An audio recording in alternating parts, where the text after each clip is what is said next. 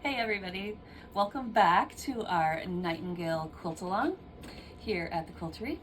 We are on week 3, so this week we are going to talk about flying geese. So this week you should have come to this point where all of your blocks have their half square triangles ready to go. And so now this week we are going to move on to the flying geese. So I'm just going to kind of go through each of the steps and refer to your pattern. She has it really well laid out in here.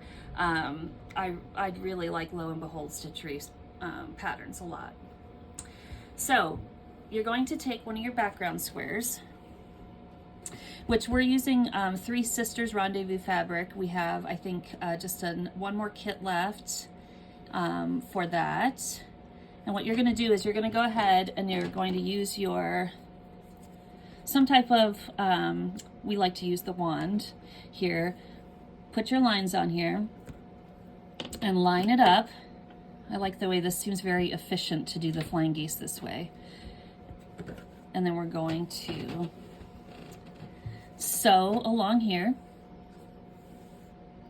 Easy, straight line. And then what you're going to do, and this is all using the kit that we already have set up for you. You're going to go ahead and take your ruler, do that halfway down the seam, and here we go to the ironing board. And what you're going to get is 2 of these. So from the very beginning, this is still your 1 square. Now we're working on 2. You're going to take another matching square using your line here, zoop, zoop on either side. Line it up really well. Put the sewing down here. And I just do this strip piece. I do it all for all the blocks all at the same time, not one at a time. And it goes pretty quickly actually. And here you're going to take this, and here you have, now it's starting to really look like flying geese.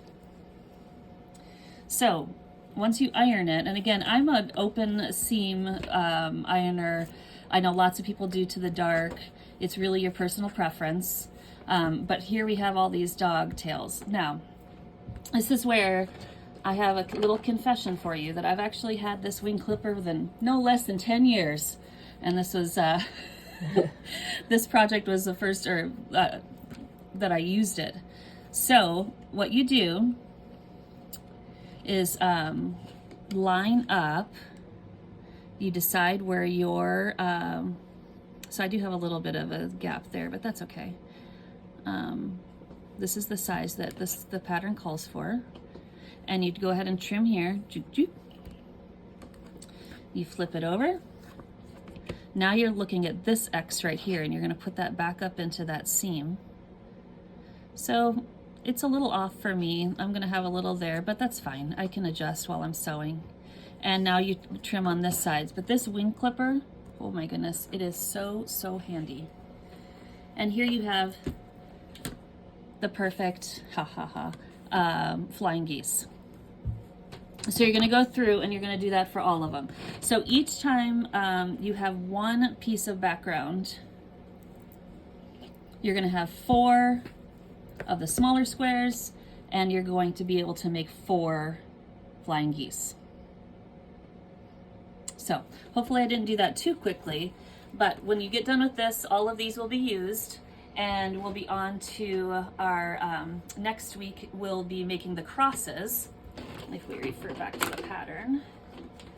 So next week we're going to start working on the crosses, but for this week, this actually doesn't take as long as you think it's going to take, because you are able to make so many at once, and you just kind of get into the rhythm.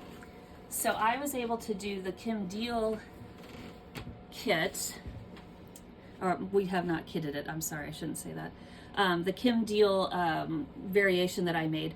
So I have 4 for each of these, and I just went ahead and I'm going to keep lining it back up so I don't lose anything.